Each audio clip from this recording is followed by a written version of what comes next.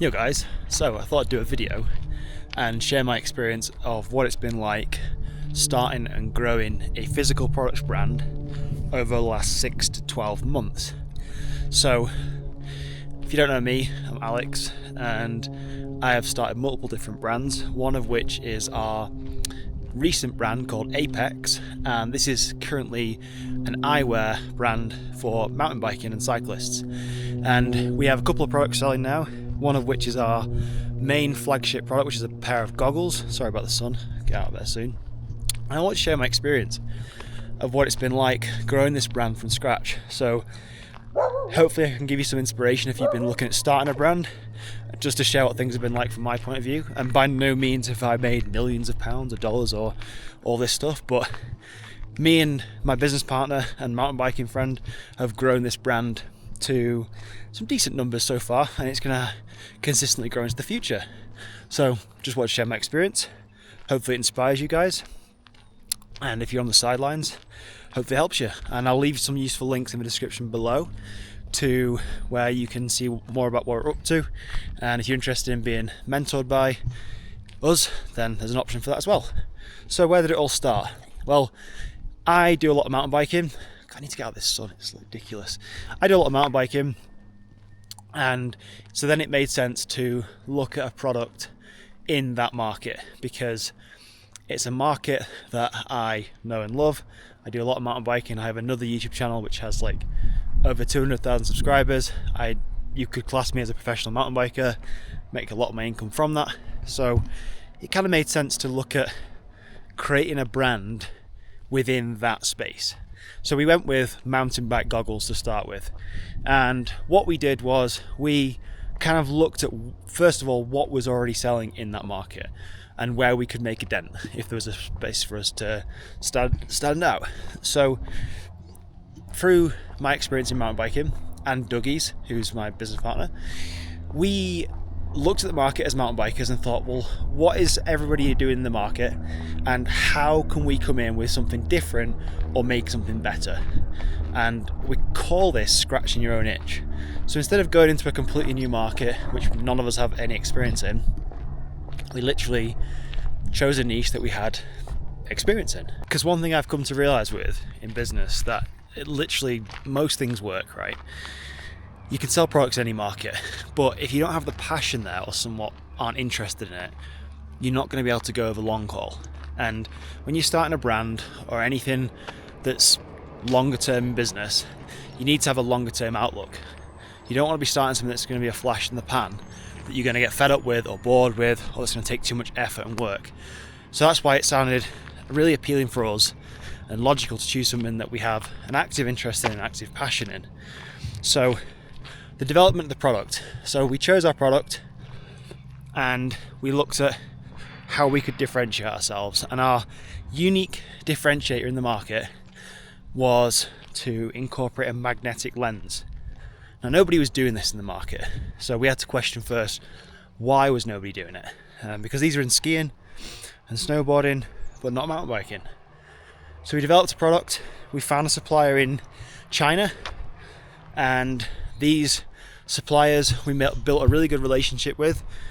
What we did was we first of all got samples of our product from a number of different suppliers to test the quality, and also to see what the relationship would be like with the supplier, because when you're doing a physical products brand like this and you are getting your products made overseas, the number one thing you need to remember is you need to be building relationships with suppliers, because if there's any kind of breakdown in communication, language barriers, you're going to pay for it in the long run. And I've experienced that and it's costly in terms of money and time. So you need to choose a good supplier first, and the way you do that, you order a number of different products from different suppliers so you can test the quality. You can also see what the supplier's like with communication, the shipping times, all that stuff. Once you have a good supplier, you can then move forward with creating and customizing your product, which is what we did. So we designed our own custom goggle. We focused very heavily on the branding side of things. So instead of just selling a customer a goggle in a box, we really wanted our customers to have a really good customer experience. So everything before, during and after, we looked at the customer journey and all these different touch points, identified how we could make that the best it possibly could be. So when a customer does receive their goggles or their product in the post, it's a really good experience and a memorable experience. So we had the goggle, our product, we had our design team create a really nice box, a really good customer experience, so when the customer received their product, they wanted to shout about it. That's kind of like what we engineered into the brand. We wanted them to shout about their experience, because then essentially we're basically creating customers, but we're also creating mini marketing people for our brand at the same time, because our goal is to spend nothing on marketing. That's the goal, really, isn't it?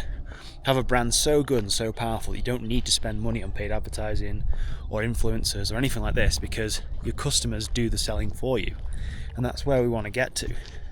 So that's kind of like the path we're on at the minute. And I've lost train of thought. Oh, I found it, yeah. So customer experience, suppliers, they were the two biggest things we put a lot of time and resources in, because a lot of people will just slap a product in a box, send it to a customer, and that's it. But that doesn't really create a long-term relationship with someone, especially if you want repeat customers and you want to build a solid brand that is essentially an asset. We're looking at building assets now, so not just a brand name that can sell products. We want to build a sellable asset. So if you want to sell a brand down the road, you can, or we can. That's the goal, really, of everything. So we've got our product, we've focused on customer experience and how that relates to the design of things. Then what we did, we organized an initial trial order. So once we were happy with the product, we ordered, I think it was a minimum order quantity of maybe 300 units, which is what we ordered. So we ordered 300 units and we got them shipped in by air. So we just wanted them in quickly, so we were happy to pay a little bit more for shipping, because generally when you ship products in from China or a different country from where you are, you can ship them in via sea or you can ship them via air. Sea shipments are usually way less expensive, but will obviously take longer, and then air freight, you ship them in way faster but you pay more for it. So our initial order, we got them in and we just basically started blasting it on social media.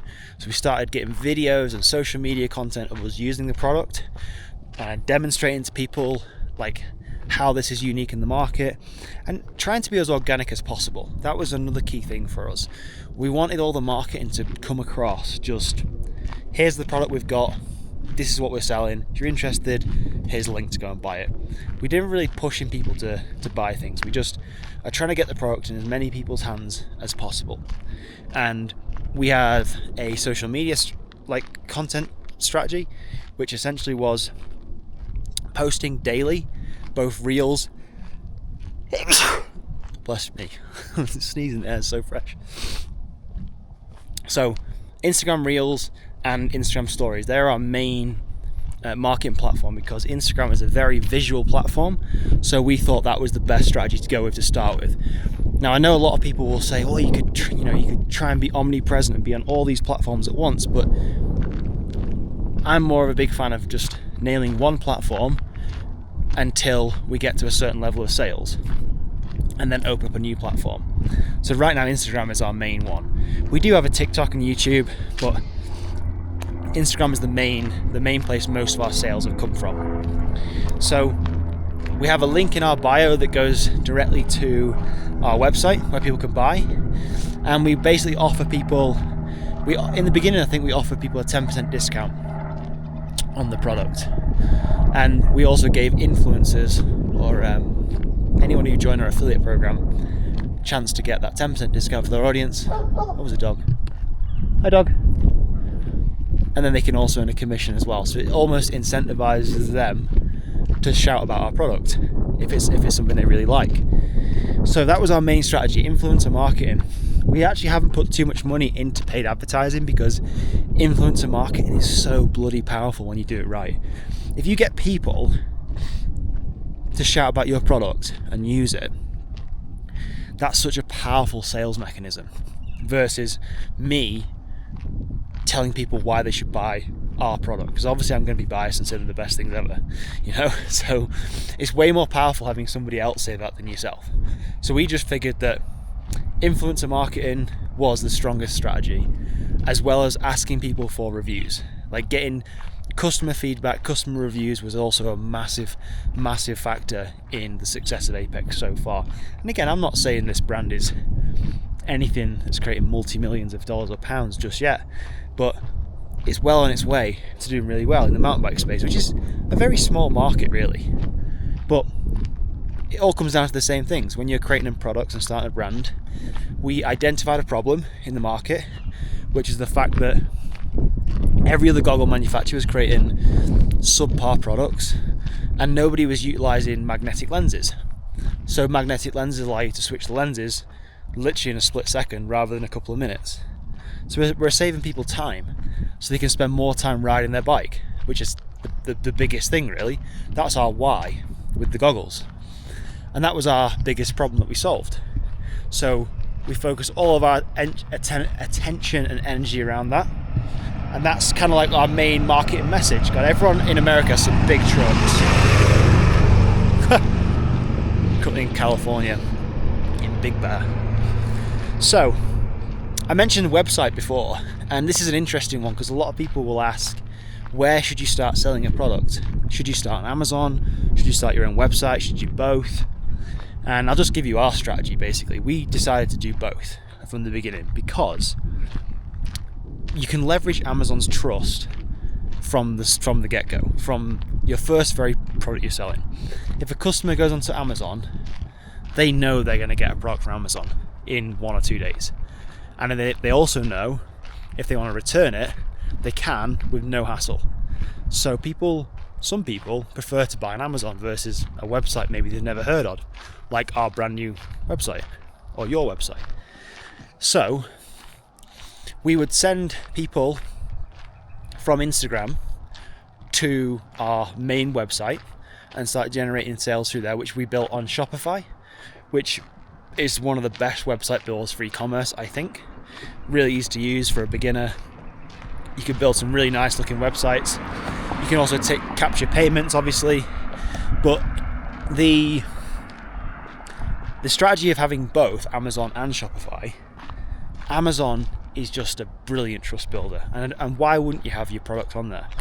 Yes, you'll pay a little bit more for fulfillment and a referral fee built in, but in the long run, once you start generating reviews and traction with your product, it's really easy to start selling more and more units. And then obviously Amazon has their Amazon advertising program where you can use that for paid advertising to boost your products even more in the algorithm. And also, this is the good part, if you want to scale to global marketplaces, which we really do advocate for, like we have products selling now in Europe and in America, in North America, you can do that really easily in Amazon's fulfillment center. Like they handle everything, all the storage of the products, all the fulfillment, everything. It's really easy. Yes, you'll pay a little bit more for fulfillment, but if you've got a good product and you've got good margins, there's no reason why you shouldn't be expanding into multiple markets on Amazon. It's literally a no-brainer. It's like free money. And now we're shortly going to be expanding into, I think, Australia and maybe holding some stock in Germany so we can fulfill all of Europe's marketplaces on Amazon as well. And another good thing that you can do as well, you can actually link Amazon to Shopify. So if you get a sale on Shopify, you can get Amazon to fulfill it for you.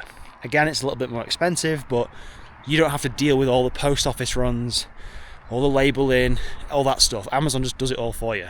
And if you've got good margins and a good product, which I guess if you've come this far, you have, and you've done your numbers properly, there's no reason why you shouldn't be using Amazon. So that's kind of where we're at with our little brand, well, growing brand, small brand, physical products brand. And I'm going to do some more updates on this as we grow to keep you guys up to date, because I think it's interesting, just trying to be as transparent as possible. I'm not trying to hide numbers or anything. Yes, we're not doing multi-millions of pounds, but if I can inspire just 1 or 2 people with this video to get them to start their physical products brand, give them some tips, then this video has been well worth it for me to make for you. So I will leave links in the description below if you're interested in learning more about how we can help you start and scale your brand, be it if you're just getting started and you want to start a physical products brand, or you've already got a brand and you want to scale it internationally. We can help you do it. Links below, and I'll see you in the next video.